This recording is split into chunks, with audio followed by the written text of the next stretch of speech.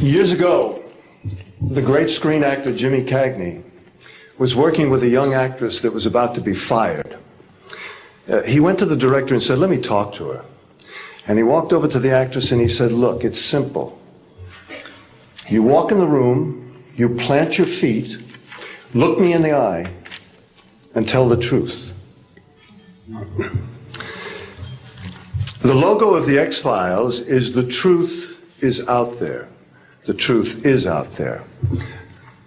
I'm going to paraphrase. The truth is in here. You're about to hear the truth. I'm an actor. My name is John Cipher. For 7 years, I walked through the door, planted my feet, and tried to tell the truth as Chief Daniels on Hill Street Blues, as General Craig on the hit sitcom Major Dad. I was 2 years on Dynasty. You're on Knots Landing. I've done 5 afternoon soap operas, 12 Broadway shows, and 20 films. One of the Broadway shows I did was the great musical Man of La Mancha on Broadway. I was Richard Kiley's original understudy. I sang the words to dream the impossible dream, to fight the unbeatable foe, to bear with unbearable sorrow, to run where the brave dare not go. I'm here to introduce your host this morning, Dr. Stephen Greer. He's a man who is running pell-mell where the brave dare not go. He was an emergency room physician. In fact, the director of emergency medicine at a major hospital in North Carolina. 3 years ago, he sat his wife and his 4 daughters down and said, "I've been doing this part-time, running after the truth, for 7 years now. Now I'm going to do it full-time." He walked away from all that money to pursue the truth. I always think of Hamlet's great line to Horatio, "There are more things between heaven and hell than are dreamed of in your philosophy, Horatio." I'm going to introduce a man who says, there are more things between heaven and hell than any of us have accepted. And I have the witnesses and the documents to prove it. Ladies and gentlemen, Dr. Stephen Greer.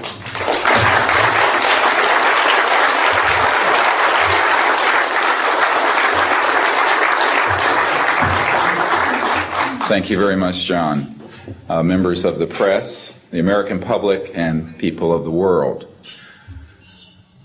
We are here today to disclose the truth about a subject that has been ridiculed and questioned, denied for at least 50 years.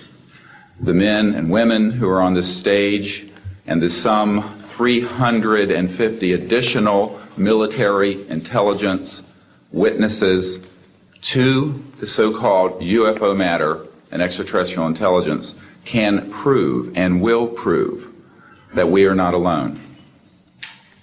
I would like to thank Sarah McClendon, who is with us today, the famed White House correspondent, for her sponsorship of this meeting. Thank you very much, Sarah.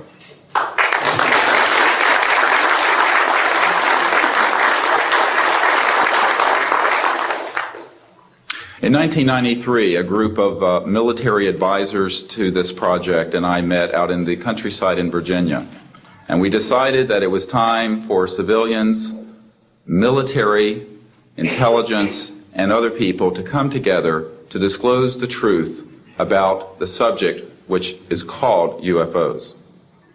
Since that time, I have personally briefed a sitting director of Central Intelligence, James Woolsey, President Clinton's first CI director. I have personally briefed the head of the Defense Intelligence Agency, the head of Intelligence Joint Staff, members of the Senate Intelligence Committee, many members of Congress, members of the European leadership, the Japanese cabinet, and others. And what I have found is that none of them are surprised that this is true, but they are uniformly horrified that they have not had access to these projects. We can establish through these witnesses whom we have identified, which now number over 400, and these are people who have been inside the CIA, NSA, NRO, Air Force, Navy, Marines, Army, all divisions of the intelligence and military community, as well as corporate witnesses, contractors to the government. And these are folks who have been involved in so-called black budget or covert unacknowledged projects. These unacknowledged special access projects are taking in at least $40 to $80 billion per year. And they are sitting on technologies that can change the world forever. The reason we are coming forward now is that we are asking for the U.S. Congress and for President Bush to move towards an official inquiry and disclosure on this subject. It has the most profound implications for the human future, for the U.S. national security, and for world peace. Specifically, technologies connected to UFO and extraterrestrial vehicles, if declassified and used for peaceful energy generation and propulsion, would solve the looming energy crisis definitively, would end global warming, would correct the environmental challenges that the Earth is facing. It is also critical that we begin to debate as a society the propriety of placing weapons in space. If indeed, as we can prove, it is true that we are not alone and that space is territory which we are sharing with other civilizations, it could be a very imprudent, destabilizing thing to place weapons in space. This is not being debated because it is off the national and international radar screens. It needs to be placed on it, and we are here today to do it. We can establish through this testimony that these objects of extraterrestrial origin have been tracked on radar going thousands of miles per hour, stopping and making right-hand turns, that they use anti-gravity propulsion systems, which we have already figured out how they work in classified projects in the United States, Great Britain, and elsewhere. That these objects have landed on terra firma, at times have been disabled, and have been retrieved specifically by teams within the United States, that extraterrestrial life forms have been retrieved, and their vehicles have been taken and studied thoroughly for at least 50 years. We can prove through the testimony and documents that we will be presenting that this subject has been hidden from members of Congress and at least 2 administrations that we are aware of, presidential administrations, and that the Constitution of the United States has been subverted by the growing power of these classified projects, and that this is a danger to the national security. There is no evidence, I wish to emphasize, that these life forms from elsewhere are hostile towards us. But there is a great deal of evidence that they are concerned with our hostility. There are times when they have neutralized or rendered inert the launch capabilities of intercontinental ballistic missiles. Witnesses here today will describe those events to you. They have shown clearly that they do not want us to weaponize space, and yet we are proceeding down that dangerous path. And it will be established that these projects, because they have not been supervised properly by the Congress, by the U.S. President, by the international community, have become a threat to the national security. And for this reason, we feel we must disclose the facts. This is the beginning of the campaign for disclosure. And in a memo that I wrote to President Bush last week, I've stated that this campaign will persist until our goals are met, and they are as follows. That we have open, honest hearings on the subject in the U.S. Congress. That there be a permanent ban on the weaponization of space or the targeting of any objects of extraterrestrial origin. That there be a full and complete study of classified technologies connected to this subject to see how they could be properly declassified and applied for peaceful energy generation so that the world may get off of fossil fuels in enough time to prevent greater ecosystem damage, or war over the looming energy crisis, which is sure to sweep the Earth in the coming decade. This is a matter of the most pressing import. It has been ridiculed, yes. I know many in the media would like to talk about little green men. But in reality, the subject is laughed at because it is so serious. I have had grown men weep who are in the Pentagon, who are members of Congress, and who have said to me, what are we going to do? Here's what we will do.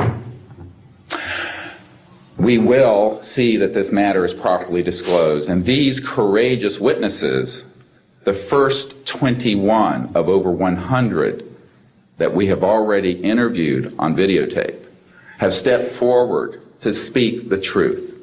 Now, I expect people to be skeptical, but not irrationally so, because these men and women have come forward and they have their credentials, they can establish who they are, and they have been first-hand witnesses to some of the most important events in the history of the human race.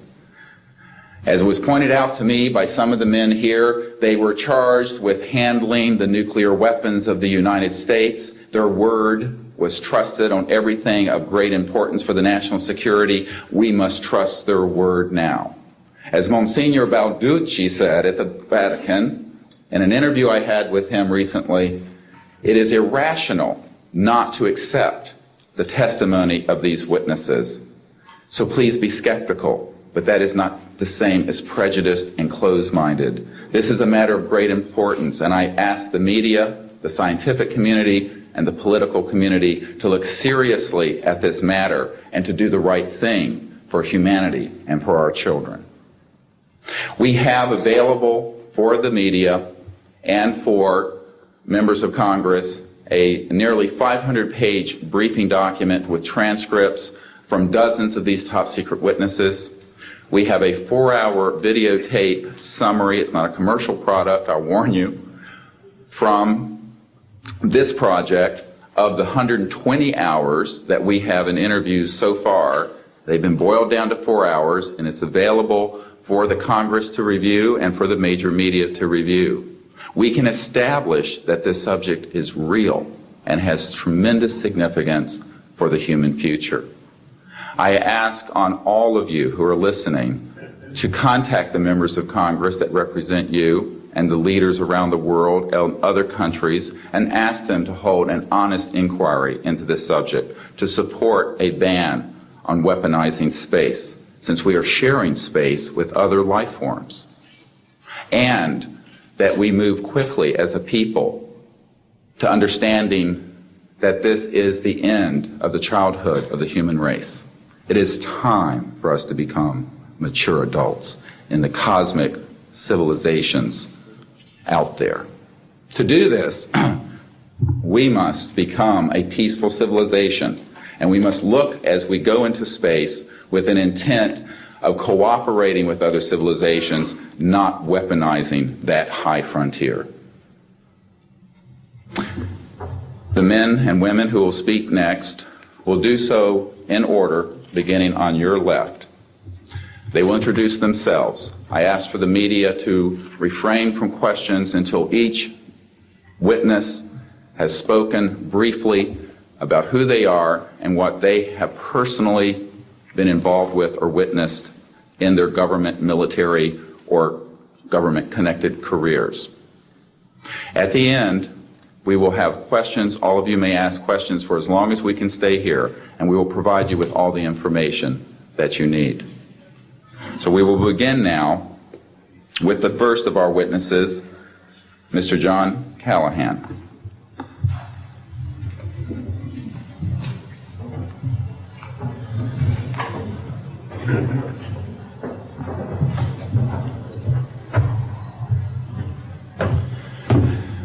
My name is John Callahan. I'm a retired FAA employee. I was the division manager for the Accidents Evaluation and Investigation Division in D.C. About 2 years before I retired, I received a call from Alaska region where the region wanted to know what to tell the media. When I questioned, tell the media what, he says about the UFO and It went downhill from there. What UFO? It turned out I told them what any government employee would do at that time was to tell them it's under investigation. And then I had them send all that data to the FAA's tech center in Atlantic City. The next day, my immediate boss, service director, Javi Safir, and I went to Atlantic City. I had just purchased a new video camera, and I videoed the event. In Atlantic City, we had them play back on a scope, you would call it a scope, a plan view display, PVD, exactly what the pilot seen or what the controller seen, and we tied that in with the voice tape so we could hear exactly what the controller said and what he heard, and we taped it. We came back the next day, briefed the administrator, Admiral Ingen, on what happened. He wanted a 5-minute briefing. After we started the briefing, he wanted to know if he could see the video. We put the video on. He watched the video, the whole video. The next day, he set up a meeting for me to give a dog and pony show to President Reagan's scientific staff and whoever they brought over, and to hand off all that data to them. That morning in the FAA round room, it was either 9 or 10 o'clock, 3 men from Reagan's scientific staff, 3 CIA people, 3 FBI people, and I don't remember who the other guys were, along with all the FAA experts that I brought with me that could decide or talk about the hardware and the software, how it worked. We put on a dog and pony show. We let them watch the video. We had all the data there. We had all the printouts that the computer put out. They got all excited over it. When it was all done, the CIA, one of the CIA men told the people they were now sworn to secrecy, that this meeting never happened and this event never happened. When I asked him why, I thought it was probably just a stealth bomber at the time. He says, well, this is the first time that we have recorded radar data on a UFO, and these guys are going to get all excited, drooling over all this data. I said, well, you're going to tell the public about it? And he says, no, we don't tell the public about this. It would panic the public. He says, we're going to go back and study this. I said, okay. It was what he was going to do. Now, I've told this story many times, and I get sometimes funny looks from people. I have with me the voice tapes of the controllers that were involved, the FAA original tapes. See, after we handed this stuff off to the president's staff, the FAA didn't know what to do with it. We don't separate UFOs from real traffic, so it's not our problem. Okay? I have a copy of the original of the video that we took, which is rather interesting. And once the thing was all over, the reports started coming into my office, but because it wasn't an FAA air traffic problem, the FAA's report ended up on a table in my office. And it stayed there until I retired, when one of the staffers packed up all my gear and helped it move to my house. Also, in a box I found just a few days ago, in my 1992 tax return, I have the target printouts from the computer data, which, so if you wanted to or look at every target that was up there at the time, you can now reproduce this from this piece of paper here. And it's called the UFO Incident, Japan 1648, I believe the number was, that happened on November the 18th, 1986. I'm prepared to go to Congress, to swear before Congress that everything I've told you people and everything that is here is the truth. Thank you.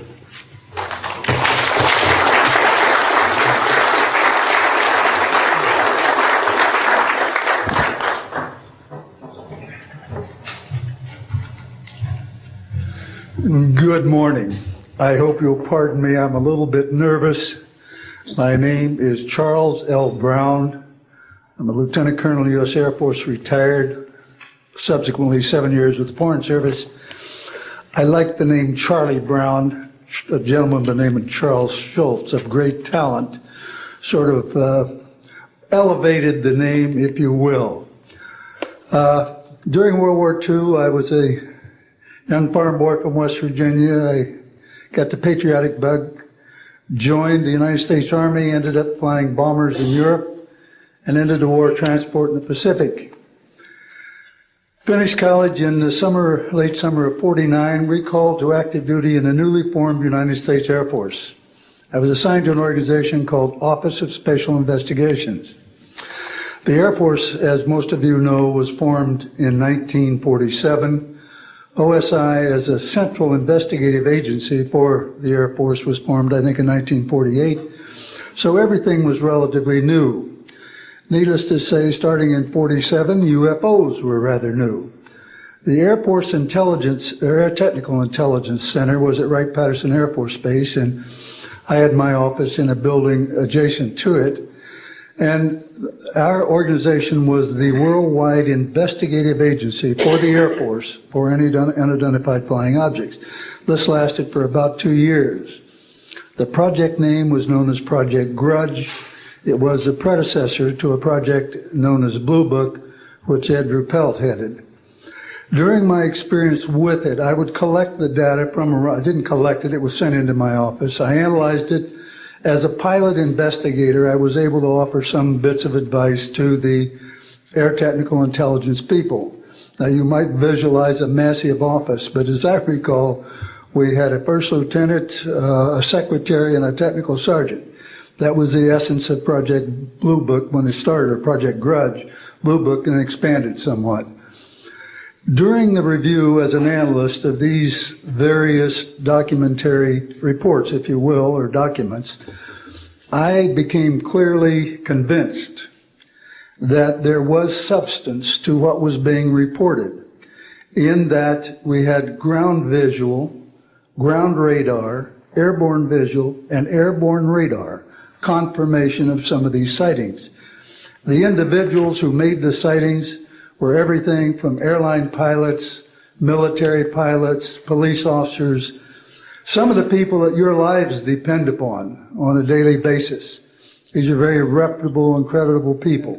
I hope that the testimony here from very credible people will convince you of that and will further Steve Greer's disclosure project, in that pressure needs to be brought to bring this to the attention not only of the Americans, but of people all over the planet.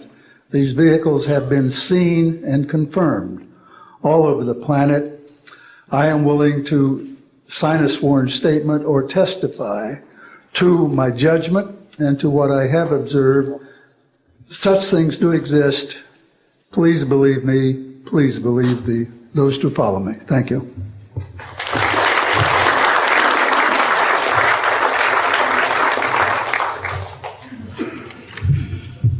My name is Michael Smith. I was in the Air Force, a sergeant from 1967 to 1973. I was aircraft control and morning operator. While I was assigned to Klamath Falls, Oregon, in early 1970, I arrived at the radar site, and they were watching a UFO on a radar that was hovering at about 80,000 feet.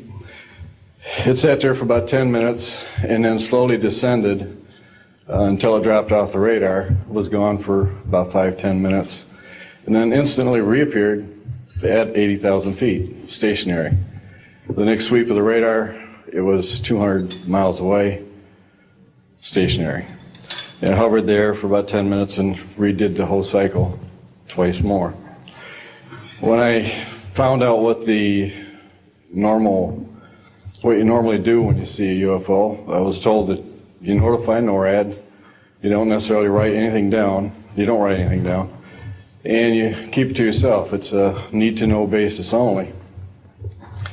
And NORAD one night called me about later in the year to let me know as a heads up that there was a UFO coming up the California coastline. I asked them what I should do about this. They said, nothing, don't write it down, it's just a heads up. And then late 1972, while stationed at the 753rd Radar Squadron in Sault Ste. Marie, Michigan, I received a couple panicky calls from police officers who were chasing 3 UFOs from Mackinac Bridge up I-75. So I immediately checked the radar, confirmed that they were there, called NORAD, and they were concerned because they had 2 inbound B-52s going to Kinslow Air Force Base. So they diverted them because they didn't want any proximity of the two. And that night I answered many calls from the police department, sheriff's department and stuff. And my standard response was that there was nothing on radar. And I will testify to this under oath to a congressional hearing.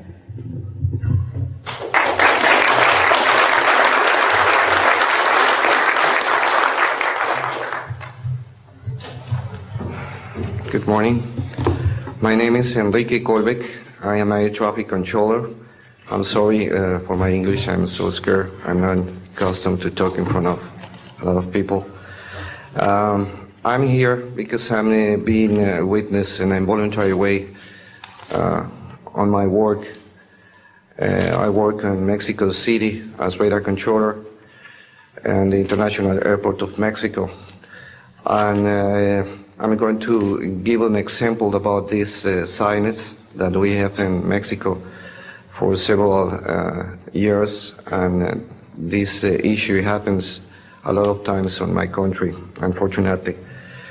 For example, March 4, 1992, we detected 15 objects west side of the Toluca airport, that is very close of our international airport at 50 miles, more or less.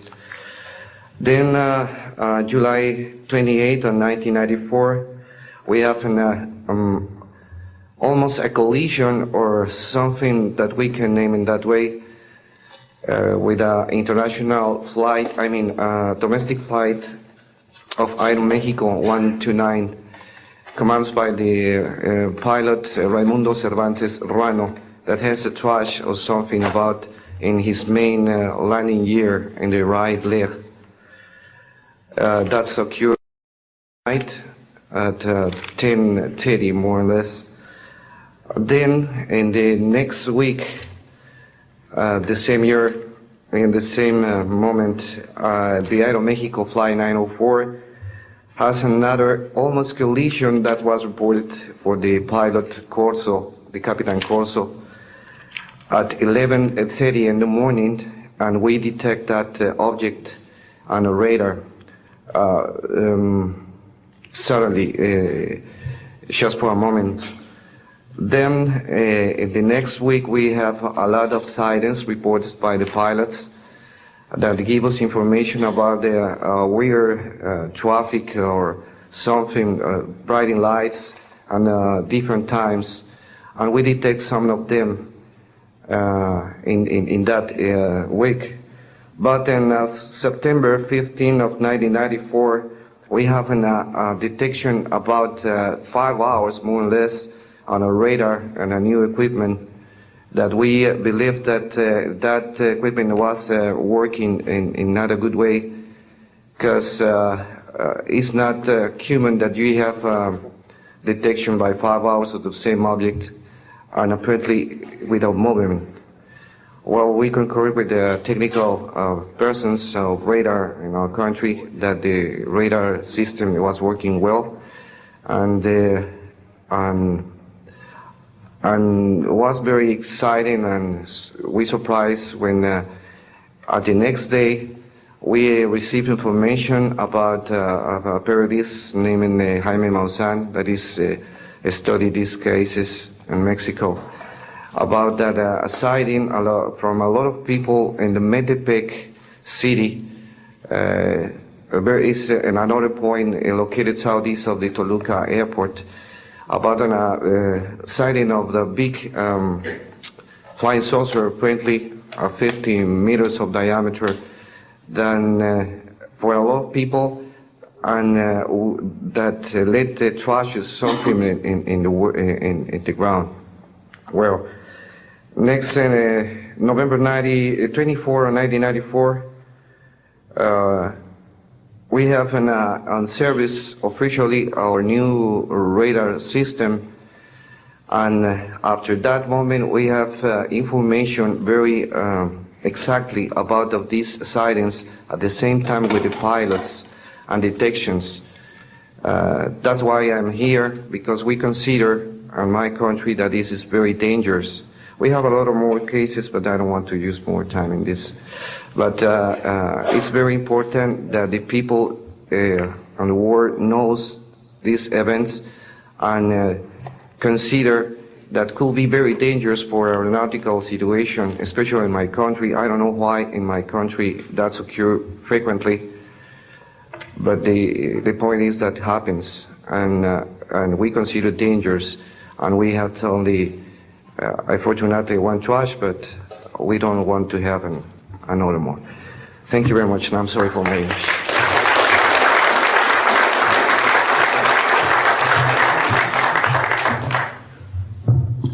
My name is Graham Bethune. I'm a retired Navy commander, pilot, had a top secret clearance. 50 years ago, February the 10th, 1951, I was flying from Keflavik, Iceland to Argentia, Newfoundland. It was at night, it was dark. About 300 miles outside of Argentia, I saw a glow on the water, like approaching the city at night. As we approached this glow, it turned to a monstrous circle of white lights on the water. We watched this for a while. The lights went out. There was nothing on the water. Next thing we saw was a yellow halo, small, much smaller than whatever it was launched from, and that was 15 miles away, up to our altitude. Because of the trajectory, I disengaged the autopilot, shoved the nose over to try to go under this thing. At that time, I heard a noise underneath. I thought maybe it hit us. It was actually some of the crew members ducking, and they collided, and a couple of them were injured. Then it appeared over to the right and moved out slowly and flew with us. It was still not at our altitude, but we could see the shape of it. It had a dome. We could see the coronal discharge. I went back aft, let the other pilot, Al Jones, take my seat to see what the passenger's reaction was. Came back to the cockpit, told him not to report anything simply because what the psychiatrist had said to me, maybe they would lock us up. So basically, the instruments in the cockpit, we had 4 or 5 failures. In the area of magnetic compass, the electromagnetic effect, an area of directional finders, and this type of thing. The craft was tracked by radar in excess of 1,800 miles an hour. It never did get to our altitude. We had 31 passengers, plus the psychiatrist and the crew members that all cited this at different areas. When we landed at Argentia, Newfoundland, we were interrogated by the Air Force, an excellent interrogation, Captain Paulson. When we landed at the Naval Air Test Center here at Patuxent River, we were required by Navy intelligence to make out individual reports. Out of the National Archives, I have the 18-page official Navy and Air Force report. I've made up a report to straighten out all the truth. There's a stack of books out there this high that have written all of this up. So the truth is here. I will testify under oath before Congress that everything that I have said is true.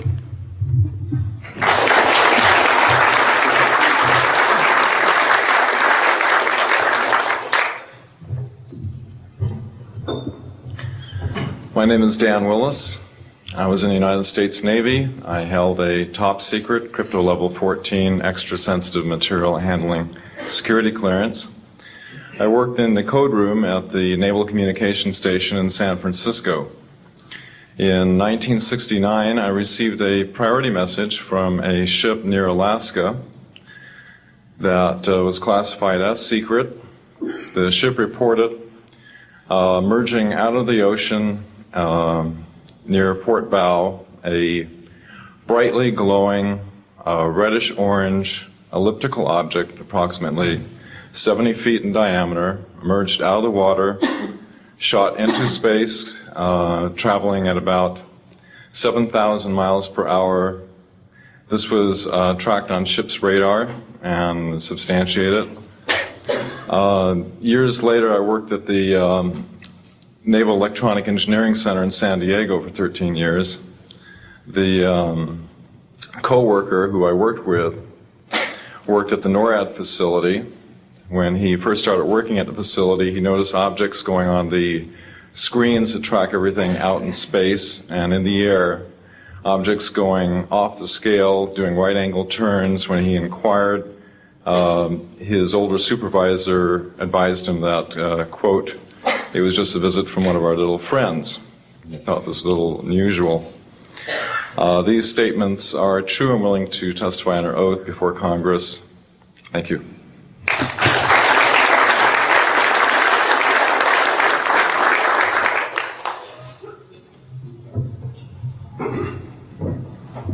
My name is Don Phillips. I was in the United States Air Force and had worked with certain intelligence agencies of the United States government. Prior to my Air Force, prior to joining the Air Force, I worked for the famous Lockheed Skunk Works. And I was working for them when I was attending college, and I worked for them in the capacity as a design engineer. It was one of my proudest moments of my life to work with a man by the name of Kelly Johnson. A lot of you might be familiar with that. It turns out that the models of aircraft that we were building, as you know, were all classified, were in the deep black, and that I came in on the end of the U-2 project. My main project was known later as the SR-71. The SR-71 had a predecessor.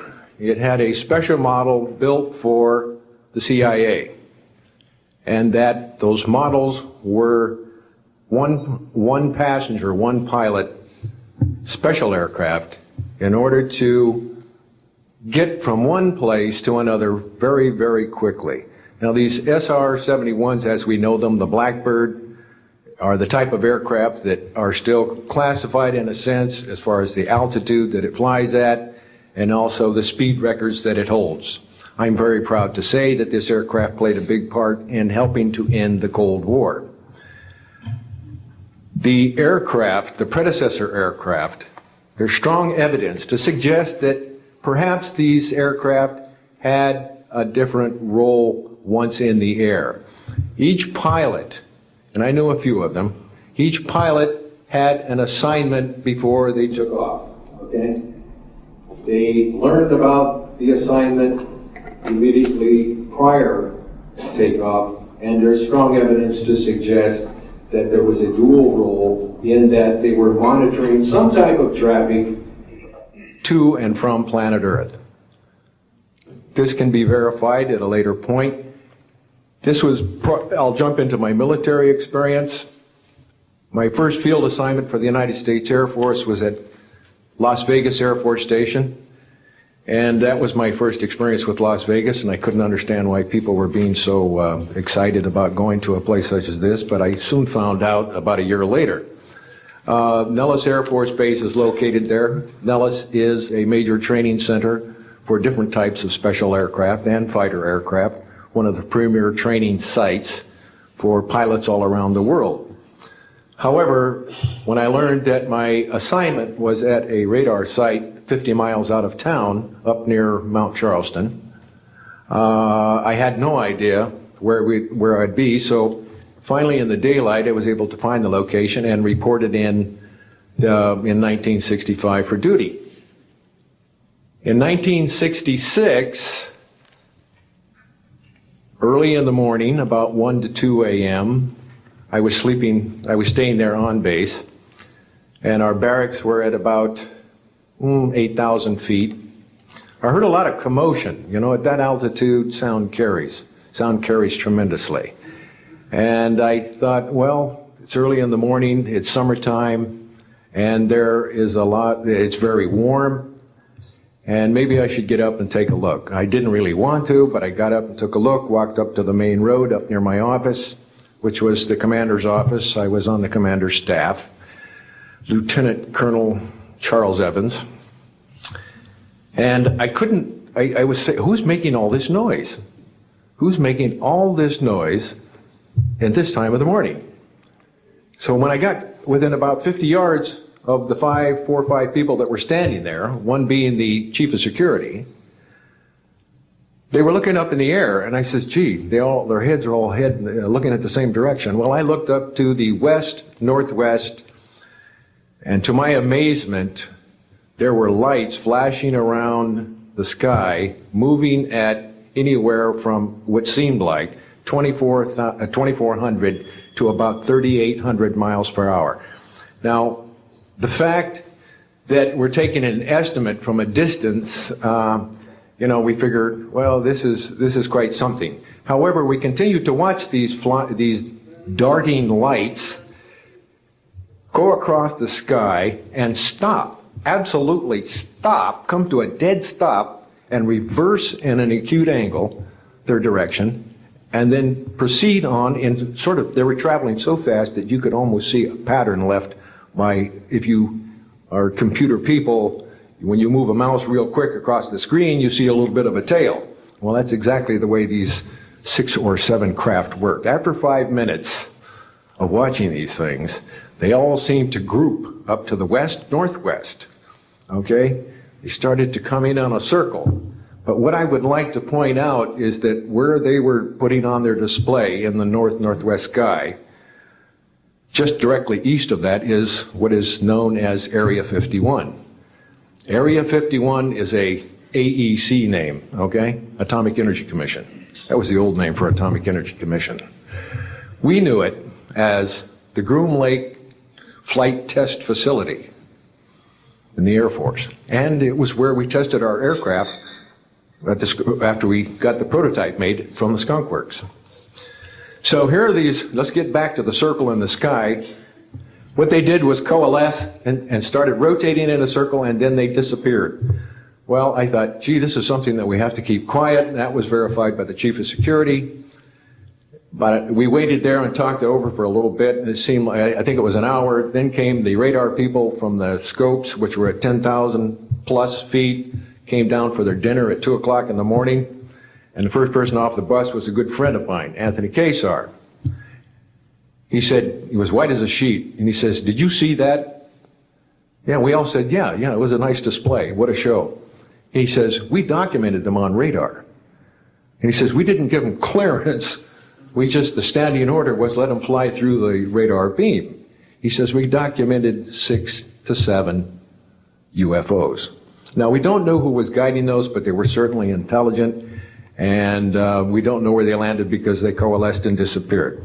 So I will say at this point, to keep it short, that I will testify under oath as to what I say is true, and I will do so before Congress. Thank you.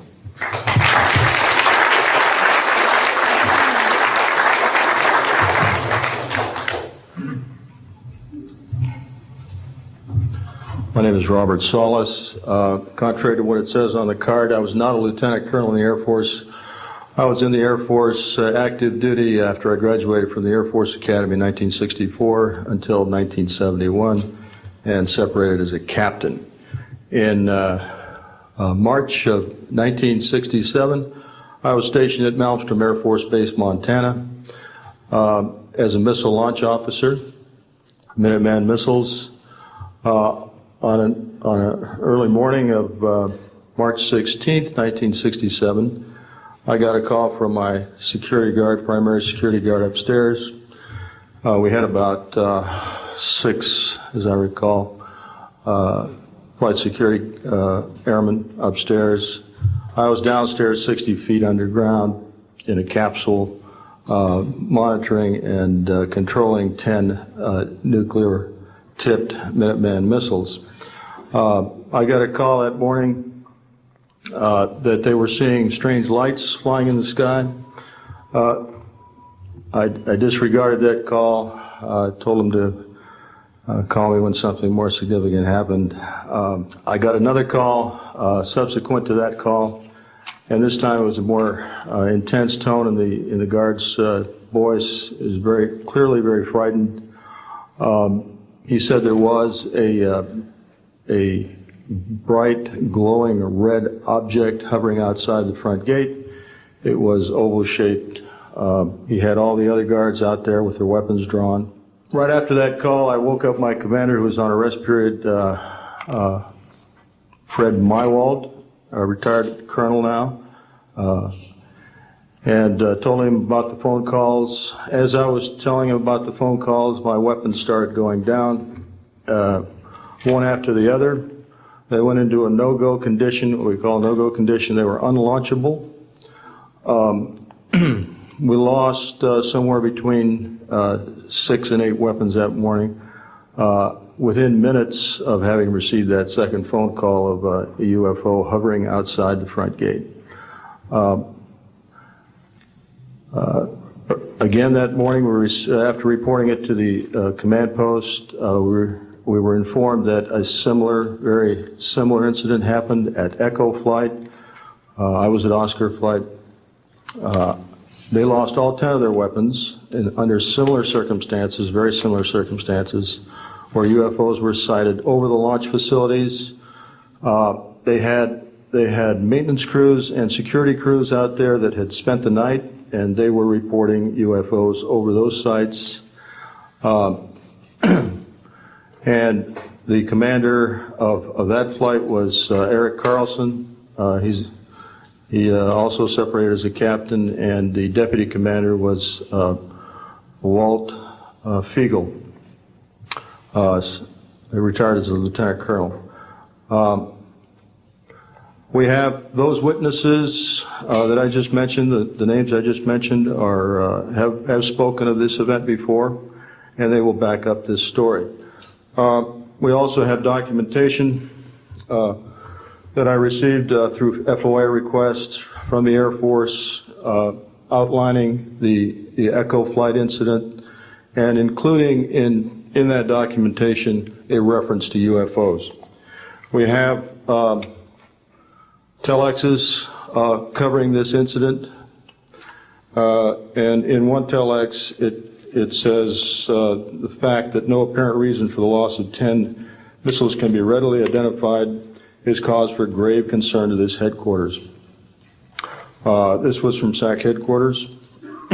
So we've got those telexes. I've got about 12 witnesses that'll verify parts of this story, including of a man who investigated the incident afterwards for the Air Force, and you'll hear a little bit more about that from the next witness. And also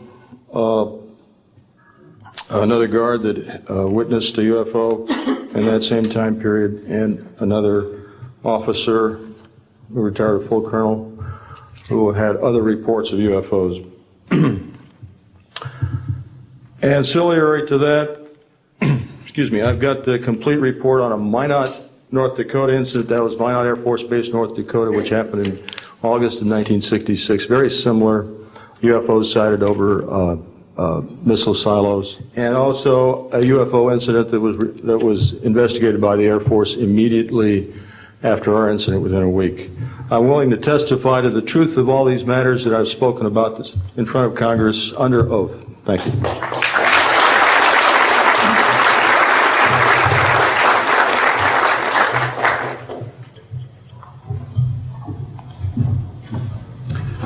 Good morning. My name is Dwayne Arneson. I served 26 years as a communication electronics officer in the U.S. Air Force, all over the world, including Vietnam. I was lucky to be selected to be commander of 3 different units in the Air Force. I held a top secret SCI TK clearance, and for those who don't know, it is slightly above top secret. I retired in 1986 as a colonel at Wright-Patterson Air Force Base in Ohio. I would like to relate about 3 different experiences, if you will, that relate to UFOs. As a young lieutenant over in Germany, Ramstein Air Base, Germany, back in the early 60s, I was in charge of the cryptographic center. I had a top secret crypto clearance at that time, and I can clearly recall seeing a message that went through my crypto center which said that a UFO had crashed on the island of Spitsbergen, Norway, and the team of scientists were coming to investigate it. Going forward to the 1967 timeframe, I was assigned to the 28th Air Division at Great Falls, Montana, and I was the officer in charge of the communications center there. Also, I was a top secret control officer for the division. I had a crypto account. I was an account custodian, and I also passed out nuclear launch authenticators.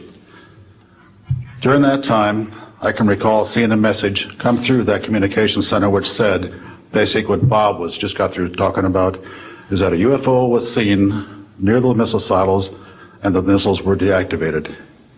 Coincidentally, The person that Boeing sent to investigate the particular missile conditions, if you will, what made them shut down, was my first manager at Boeing, Mr. Bob Kaminsky, who has since passed away. And I can recall him on different occasions. He lived close to me in Auburn, Washington. That's where I'm from. And he said, Arnie, he says, those missiles were perfectly clean. That was the result. So the last incident concerned when I was as a commander of the unit in Great Falls, or in Caswell Air Force Station, Maine. I had contacts with the security police at Loring Air Force Base, and they told about UFOs that were seen near the nuclear weapon storage areas on Loring Air Force Base. And I'd be glad to testify to Congress that this is absolutely the truth. Thank you.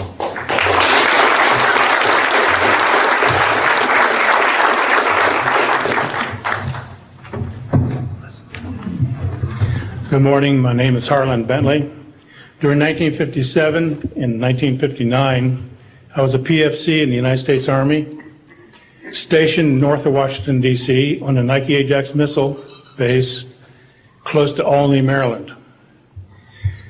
In May, this month of 1958, about 6 a.m., I heard a noise outside that sounded like a pulsating transformer. I sat up in my bunk. I looked out the window. I saw a craft heading for the ground and crashed. Pieces broke off of that craft, immediately took off again. So there's a lot more to that story, but I've got to speed this up. Now, the next night, I was on radar duty. I get a call from the Gaithersburg missile base. He says, hey, I got 12 to 15 UFOs outside, 50 to 100 feet above me. So I asked him, I said, what does it sound like? He took his head mic off, held it out the van window, and said, here. And the same sound I heard the previous morning, except a lot more of them. So my radar was on standby, so I immediately turned it on and got the blip just outside the ground clutter. I marked it on my radar screen. And then for a few minutes later, all of a sudden they took off. As they took off, the sweep came around, hit the blip. When it came around, it hit it again. That blip was 2/3 away off my radar scope. In order to get that far at a constant velocity was 17,000 miles an hour. That was my first incident. 10 years later, by this time I received a Bachelor of Science degree in electrical engineering, and I was working in California. Now, I'm sorry that all I can say is I was somewhere in California working on a classified project that had nothing to do with my experience that I had there. As I was working, and it was like 2 or 3 in the morning, California time, I heard a Houston astronaut communication link, comlink. I didn't pay much attention to it until I heard the word bogey. Of course, my ears picked up immediately. An unidentified flying object of some sort, whether it's a craft, meteorite, or whatever, was on a collision course with that module going to loop around the moon. So basically, I listened for some time, and then I stopped and went back to work. And then I heard, there they go. In the astronaut world, some of you may not know this, there's a term called green turtle. And it used to be, I don't know if it is today or not, but it used to be is you're not allowed to use profanity over the net.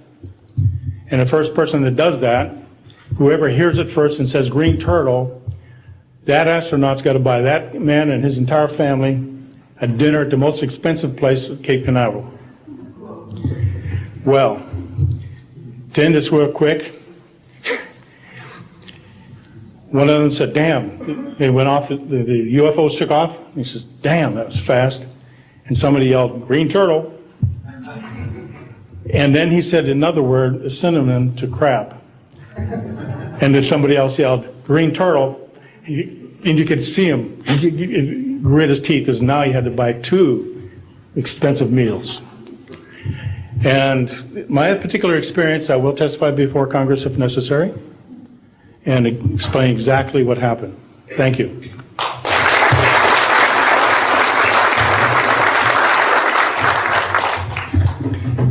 My name is John Maynard. I'm a retired Army. I retired as a Sergeant First Class. For my entire 21 years of service, I held a top secret clearance. Compartmentalized at times to as high as TK, Omni, Crypto, and others. I had access to very, very sensitive documents. My testimony is basically two-pronged. One, I retired from DIA in 1980. When as an administrator, you take over an office, you take over everything and you sign for everything. And I signed for well over 2,000 documents. In order to sign and inventory those things, you have to read them. Not word for word, but basically I went through every document to make sure that it was complete. It was there as they told me. I turned my charge over to the next person. Those same documents were there. So I got quite a good knowledge of what was going on in those documents, and believe me, there are many, many different references to UFOs. There was also NPIC pictures that shows that it would targeted objects that were casing you out. Now, I worked on the SALT 1 and SALT 2 areas for the office that I worked in. So we were taking pictures all the time for verification of nuclear disarmament. And there were some objects in those pictures that didn't belong there. The second prong to this whole thing is that a lot of people talk about conspiracies over a shadow government. I'm willing to testify before Congress that these black operations do exist. I nearly became part of it. But I saw the light, I think. Or was it? And I got out. And that's it. We have to disclose what we know. And I am willing to testify before Congress under oath, or before any other organization, that what I witnessed was true.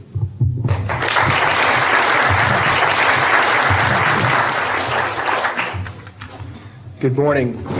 My name is Carl Wolf, and I was a precision electronics photographic repairman with a top secret crypto clearance in the United States Air Force. I was stationed at Langley Air Force Base in Virginia.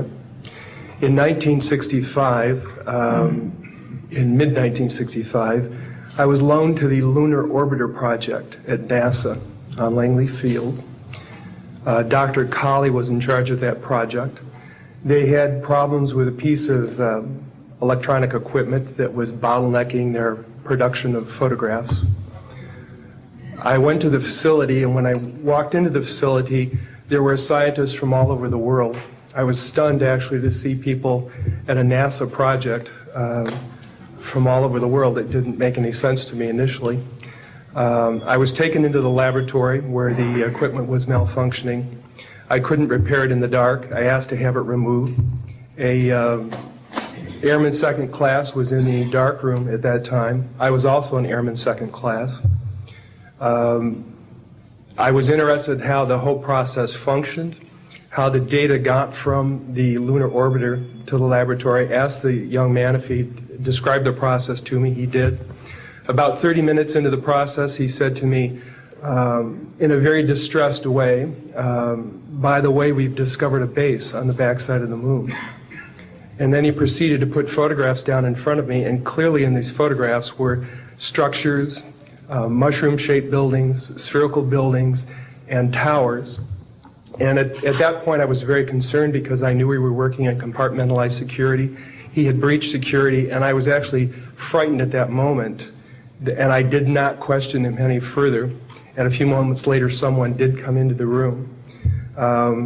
I worked there for 3 more days, and I remember going home and naively thinking, I can't wait to hear about this on the evening news. And here it is, more than 30 years later, and I hope we hear about it tonight. And I will testify under oath before Congress that what I'm saying is the truth.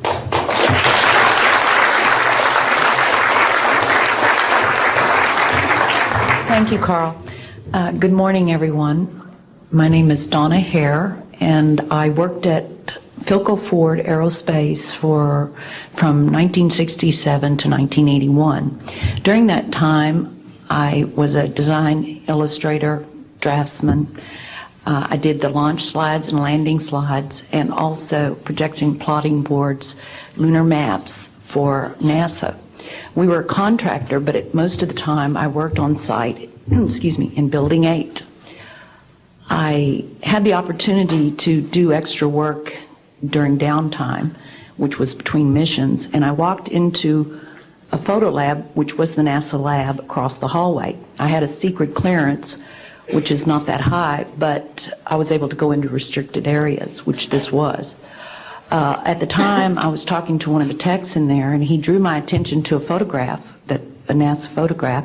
It had a dot on it, and I said, "What is that?" Well, he drew my attention to it, and I said, "Is that a dot on the emulsion?" And he said, and he's smiling, and he has his hands crossed, and he said, "Round dots on the emulsion don't leave round shadows on the ground." And this was an aerial photograph of the Earth, I'm assuming the Earth, because it had pine trees on it, and the shadows of the craft, or whatever it was, were in the same angle as the trees. And by its very nature, UFO, and I wanted to clarify that to a gentleman that was talking to me, means unidentified. So I did not know what this was. But I realized at this point that it's very secret, that it was kept secret, because I asked him, "What are you going to do with this piece of information?" And he said, "We always airbrush these out before we sell them to the public." So they're pesky little creatures appearing on this photograph they wanted to get rid of.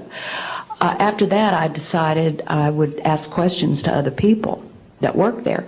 And I found that I had to ask them away from the site and not on site. A guard told me that he was asked to burn some photographs and not to look at them.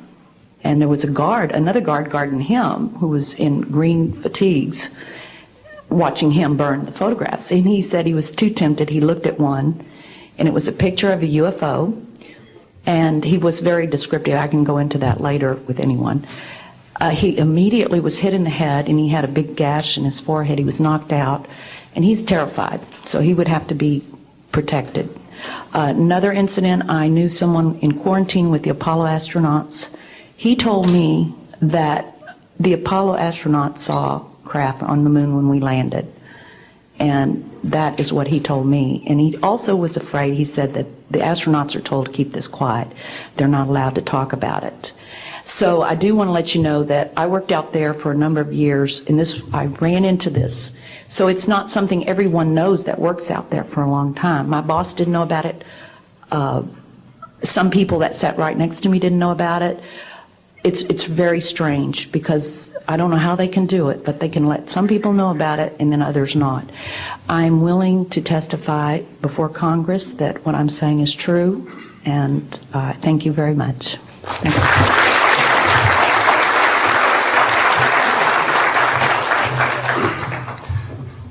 Good morning, ladies and gentlemen, and members of the press.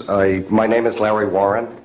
20 years ago, in 1980, I was a security specialist assigned to RAF Bentwaters, Woodbridge, NATO Air Force facilities in Suffolk, East Anglia. I had a secret security clearance. I guarded our backline nuclear weapons that were stored there at the time, without the knowledge of the people of Great Britain. I went through a portion of a 3-night UFO event where objects made incursions over our WSA, fired pencil-thin beams of light into them, and adversely affected the ordnance, possibly. These objects were on the ground on 2 different nights. Potentially there was another life form seen. This is an unpopular truth. These events were of extreme defense significance to not only Her Majesty's government, but this government as well, and they are still shrouded in secrecy. They are very complex, they are very vast. This is more about a human rights issue than just a UFO issue. 20 years ago, this room would be empty. I see a turn in history. This is history in motion, but unfortunately it's history with the security classification. I would be more than honored to swear under oath that I experienced what I did, I saw what I saw, These events produced not only, after numerous denials by this government, a memo by Lieutenant Colonel Charles Holt, our deputy base commander, which reads like science fiction. It also produced, years later, an on-site audio tape he made as these objects performed their feats and did what they did and violated airspace. These events are of extreme defense significance. I hope my brothers in arms that went through these events will be given immunity at some point and be able to join us here. It is an honor to share the stage with all of these people. And I think for all of our children, my son Dennis, God bless you, son, we can change the world. You're heroes for being here also, and I will testify in front of Congress if asked to. God bless. Thank you.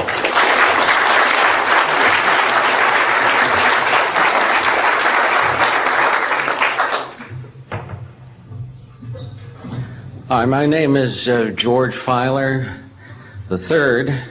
The reason I'm here is because George Filer V is in the hangar and will be born on Friday. And I'm a retired intelligence officer and flyer with almost 5,000 hours, and I didn't believe in UFOs until London Control called us in the winter of 1962 and asked us, would we chase one?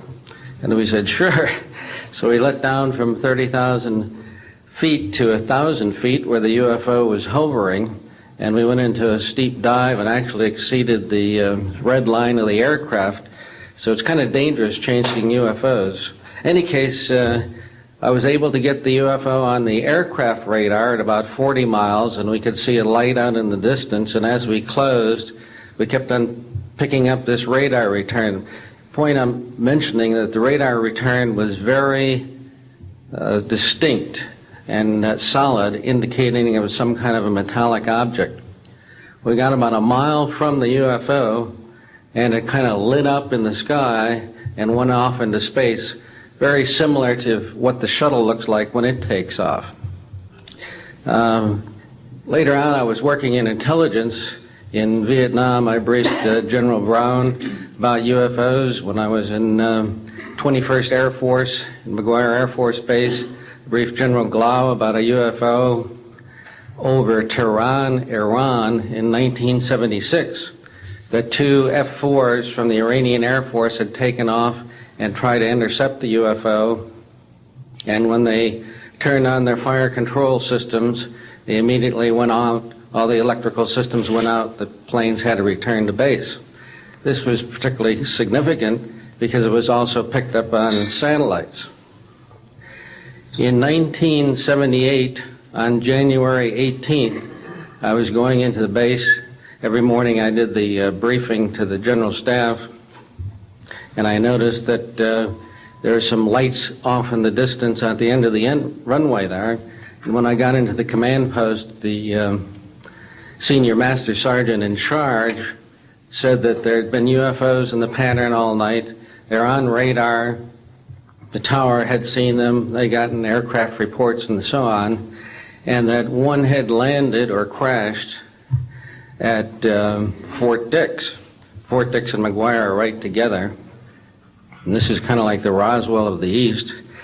But in any case, an alien had come off the craft and had been shot by a military policeman and apparently was wounded and was heading for McGuire. So for whatever reason, the aliens liked the Air Force better than the Army, perhaps because they're shooting at them. But in any case, our security police went out there and found him on the end of the runway dead. And they asked me to brief the general staff, General Tom Sadler, and at the 8 o'clock stand-up briefing. And I said, I don't think I want to do this. You know, the general doesn't have a good sense of humor, and I'm not sure I believe this. So I did some checking, called the 438th Command Post, and everybody had pretty much the same story. And at 8 o'clock that morning, just before I went on, was going to brief this, and I was very worried about it. They said, don't brief it, that it's too hot, so to speak. That's pretty much my story, and I'm prepared to tell the story in front of Congress, and it is the truth. Now, because of this, I've stayed interested in UFOs, and I'm the Eastern Director of the Mutual UFO Network. And between the National Reporting Center and Peter Davenport and the MUFON, we get 100 reports a week on average of people from all over the United States that see these things regularly. And if you start checking, they're out there and they're low, and people are seeing them all the time. And these are highly qualified people, all of whom essentially give us the reports by email. Thank you.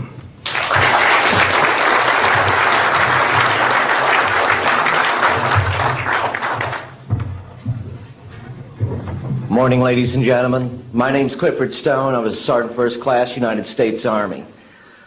I had a secret clearance with nuclear surety.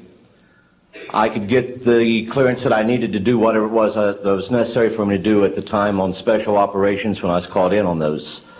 What I'm referring to here is that I was involved in situations where we actually did recoveries of crashed saucers, for lack of a better term, debris thereof. There were bodies that were involved with some of these crashes, also some were alive. While we were doing all this, we were telling the American public there was nothing to it. We were telling the world there was nothing to it. I'd like to go into detail on some of the cases, about the nuts and bolts cases right here, but I will be available if you have any questions concerning my involvement in this. You can talk to Dr. Greer to arrange for me to get to talk to you. But the whole situation is, we've set back, we've told the American people that there's no such thing as UFOs.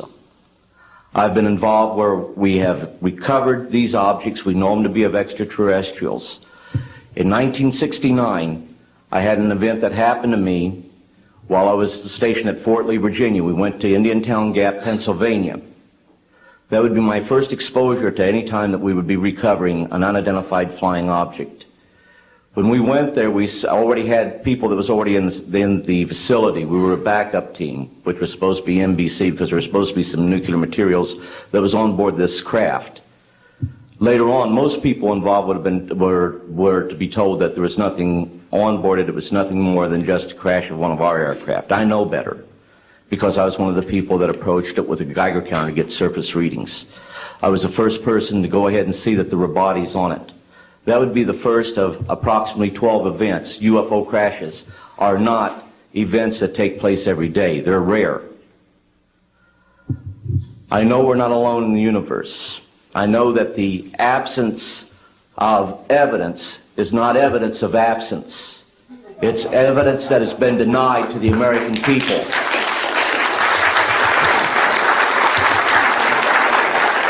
I stand before you today in my almighty God, and I tell you this. If Congress calls me in and says, will you testify in detail what you know, I stand here today prepared and ready to do just that.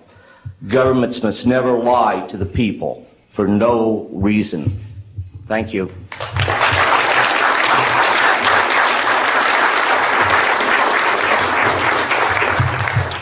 Good morning.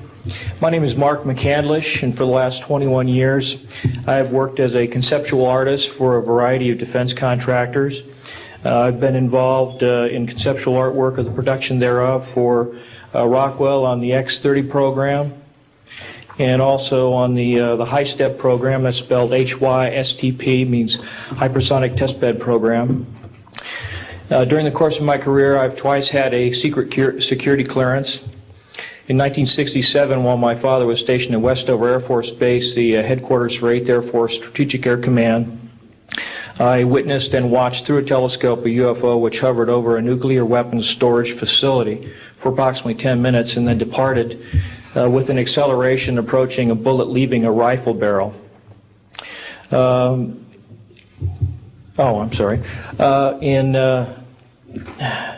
1988, in November, a college buddy of mine, an associate by the name of Brad Sorensen, informed me that he had personally witnessed 3 flying saucers at a very large hangar at Norton Air Force Base during the course of an air show that was held on Saturday, November 12, 1988. I subsequently called my congressman from that district. I called his office. This was Congressman George E. Brown, Jr., who at the time was the chairman of the Congressional Committee on Space Science and Advanced Technology. I naturally assumed that since this presentation that Brad talked about was for top military brass and certain congressional individuals, that his office must have coordinated this with the local Air Force Office of Public Affairs. A male staff member in Congressman Brown's office not only confirmed the exhibit, but the fact that there were 3 discs at that exhibit. These discs were hovering off the floor without any visible means of support. They were referred to as alien reproduction vehicles, also nicknamed the flux liner because they used high voltage electricity. Let's see. To keep things short, this is a diagram that I made based on a sketch that Brad Sorensen did for me in rough form shortly after he had his sighting, and subsequently cleaned that drawing up and made it much more accurate. And that's the drawing that Dr. Greer is holding there now. Later on, I obtained photographs that were taken in 1967 by a military pilot, Harvey Williams, flying a C-47 for the Air Force at 12,000 feet, approximately 25 miles southwest of Provo, Utah. This particular vehicle matches the so-called ARV in all proportions and respects in terms of the detail of the shape of the craft. And this was photographed, as I say, in June or July of June of 1967. I later spoke to a gentleman by the name of Kent Sellen that I met at an air show at Edwards Air Force Base in 1992, the first unveiling publicly of the B-2 bomber. He indicated to me that in 1973, when he was a crew chief working on experimental aircraft at Edwards Air Force Base, that he had unintentionally wandered into an area where there was a classified aircraft, namely the ARV. He described it in detail, and he added other details to the account concerning the configuration and the operation of the vehicle that Brad Sorensen was not aware of. Subsequently, Brad Sorensen met with the famous aeronautical designer Burt Rutan, gave him a copy of this blueprint which you've just been shown. Mr. Rutan felt that it was a joke and put it on his wall as kind of a joke. And a third party confirmed for me later that a Colonel Ray Walsh from Edwards Air Force Base was visiting Mr. Rutan, saw this blueprint on the wall and registered quite a degree of shock and anger, wanted to know where the hell he got this blueprint, because there was in fact such a craft at that time, approximately 1994-95, in a hangar at Edwards Air Force Base, North Base Complex at that time. Subsequently, I've done a lot of research on this product, this vehicle. I've come across a number of declassified documents that show that the Air Force, as early as 1960, was wind tunnel testing flying saucer shapes up to Mach 20. And I also have declassified NASA documents that show similar shapes.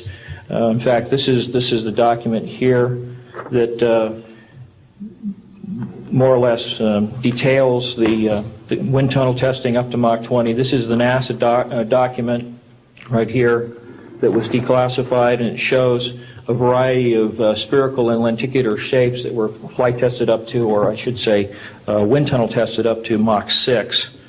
I subsequently obtained a copy of an inter-office memo from Hercules Aerospace that describes a particular type of science involving something called zero-point energy and scalar waves.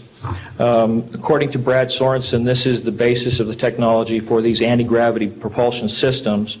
This particular document here describes 6 different meetings involving the Defense Intelligence Agency and cooperative efforts with the Russian scientific community in investigating this, what is called the fundamental enabling technology that was originally discovered apparently by Nikola Tesla in the early 1900s. Anyway, I could provide you much more detail at a later time, and I am prepared to testify in detail concerning these events and their truthfulness before Congress. Thank you very much.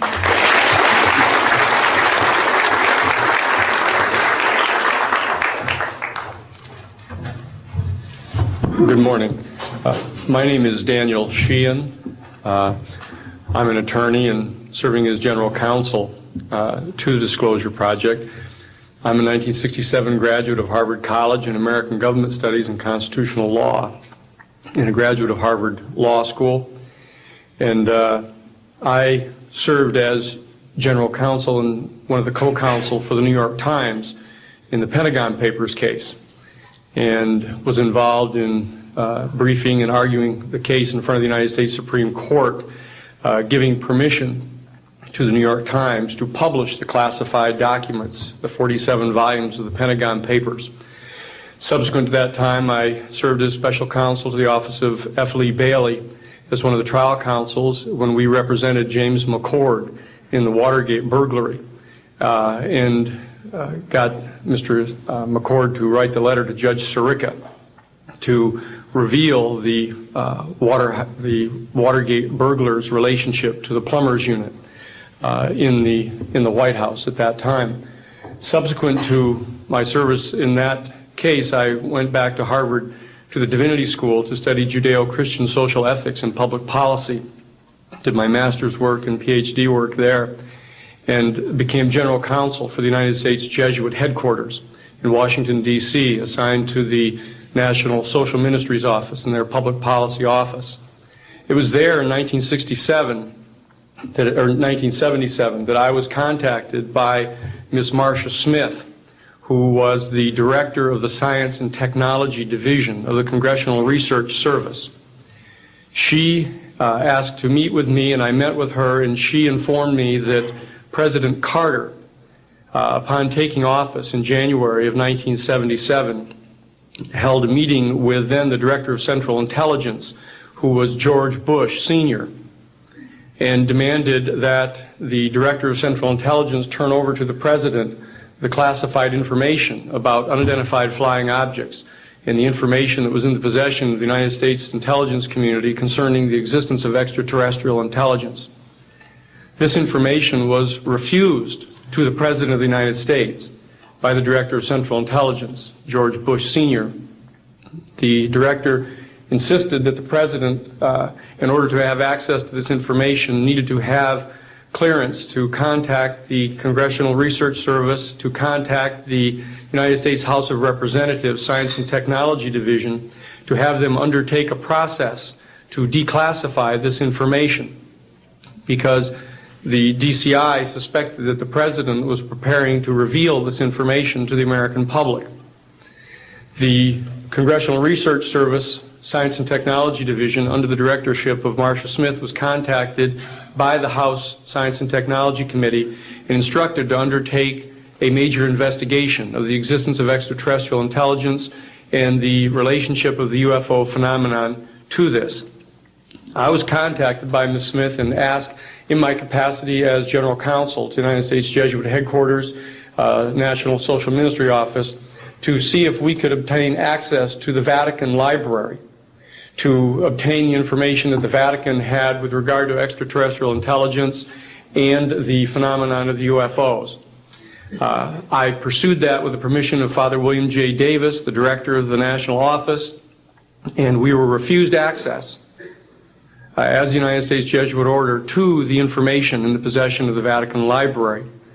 When I reported this to Ms. Smith, she then later subsequently asked me to participate in a project which I can go into some detail during the question and answer period or later to individuals, pursuant to which I was given access to, as a special consultant to the United States Library of Congress Congressional Research Service, to the classified portions of the Blue Book project of the Air Force. At that point, it was in 1977, approximately May of 1977, I went to the Madison building of the United States Library of Congress. There was no one in the building at that time. It was brand new. I was directed to a basement office where there were two guards at the door and a third sitting at the table, who took my identification, verified that I'd been designated as a special consultant to the Congressional Research Service of the United States Library of Congress, and was admitted to the room. I thereupon found photographs, some dozen photographs, of what is unquestionably an unidentified flying object on the ground that had crashed and plowed a furrow in a field of snow, and it was embedded in an embankment. There were United States Air Force personnel surrounding this craft, taking photographs of the craft. And one of the photographs, I could see that there were some symbols on the side of the craft. And so I proceeded through the photographs and found a close-up photograph of these symbols. I'd been instructed that I was to take no notes and had to leave my briefcase and all my identification outside of this room, but I had brought with me a yellow pad. And so what I did is I opened up the yellow pad and refocused the overhead camera onto the same size as the cardboard backing of the yellow pad, and I physically traced the copies of the symbols on the side of this craft, closed the yellow pad back, put the microfiche back into the canister, reclosed the box that I had, and I said, it is time for me to leave. And I took this and proceeded to leave the office, at which point the security guards stopped me, and one of them said, "What is that you have there, Mr. Sheehan?"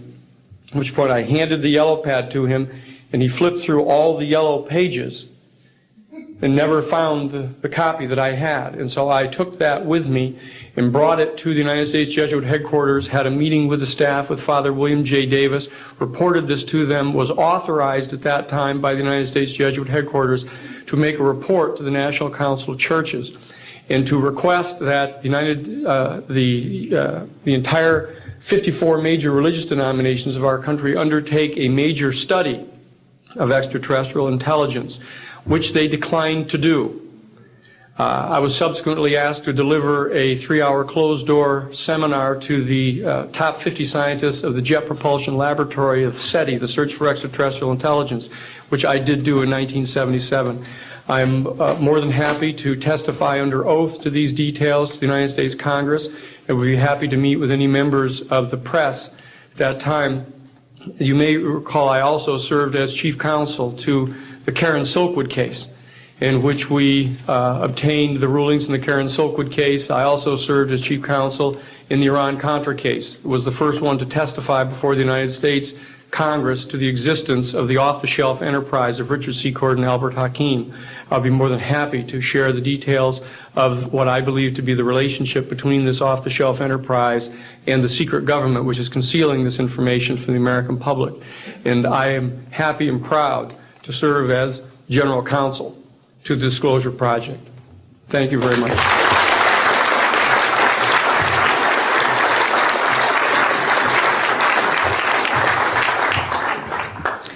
Good morning. My name is Carol Rosen. In 1974, after being a 6th grade school teacher, I was introduced to the late Dr. Wernher von Braun, in the U.S., the father of rocketry.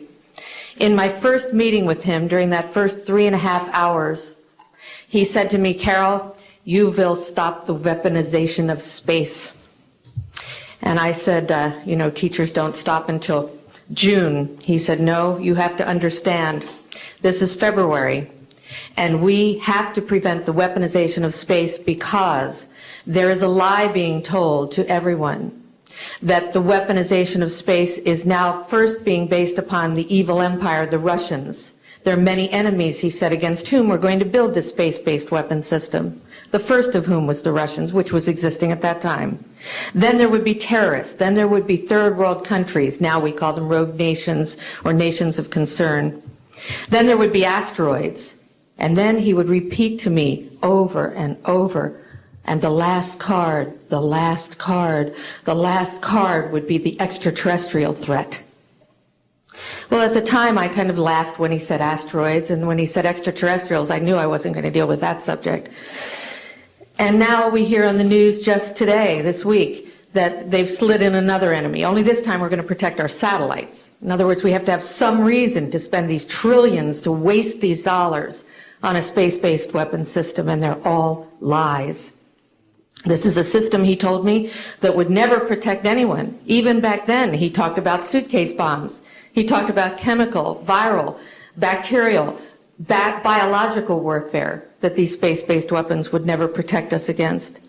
And then he told me that, in fact, if you travel around the world, which I did after he died in 1977, I met with people in over 100 countries who were friends. They didn't want to build space-based weapons. I became a space and missile defense consultant, and I worked with people around the world. I became an advisor to the People's Republic of China. They don't want to build a space-based weapon system, and he told me back then that they didn't. He said, go to Russia. They're considered to be the enemy. I got on a plane by myself. When I got to Russia, I had a list of people that I had read out of the newspaper. Chernenko was in office then. He was the only one I didn't get a chance to meet. They introduced me to everyone when I got there. And when I got back, I said, oh my Lord, this man is telling the truth. There is no threat.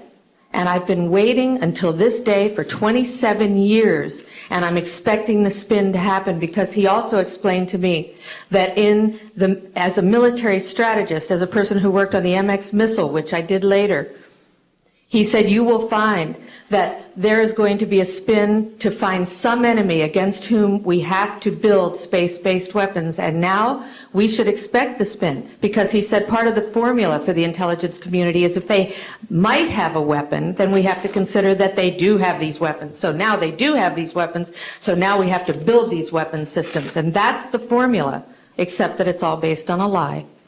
And we have witnesses here today that have shown you that these extraterrestrial beings, that these craft that have come here are now not UFOs, they're identified flying objects, and we know that they have beings in them. And we have witnesses here who have told you that they can shut down our missile silos, they can stop a rocket going into space that's a test. We have witnesses here who have worked in the classified departments, who have the courage to come forward here to support what Wernher von Braun told me back in 1974 to 77.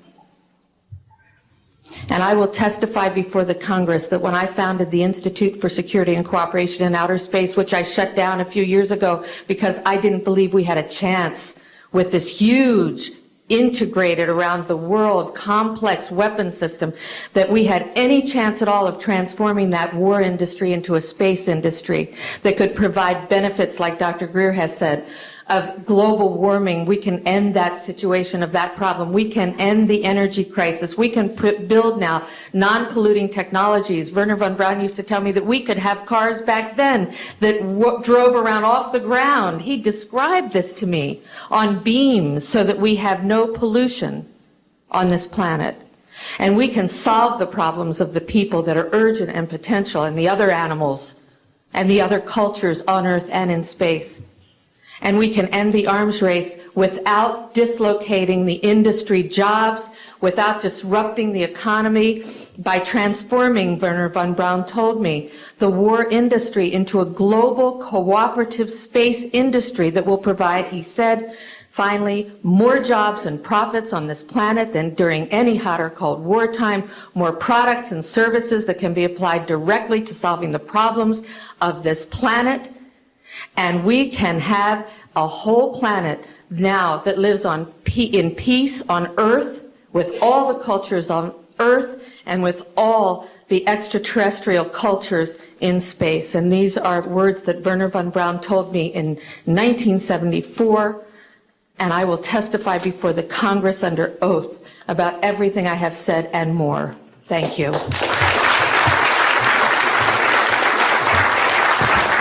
Thank you very much.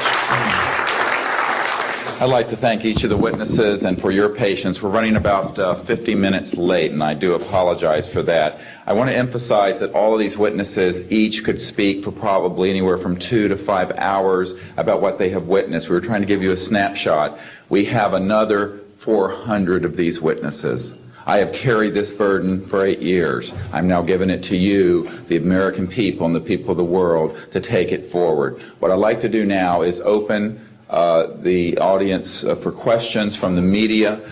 You may address them to me or to an individual witness as you deem appropriate. Yes, ma'am.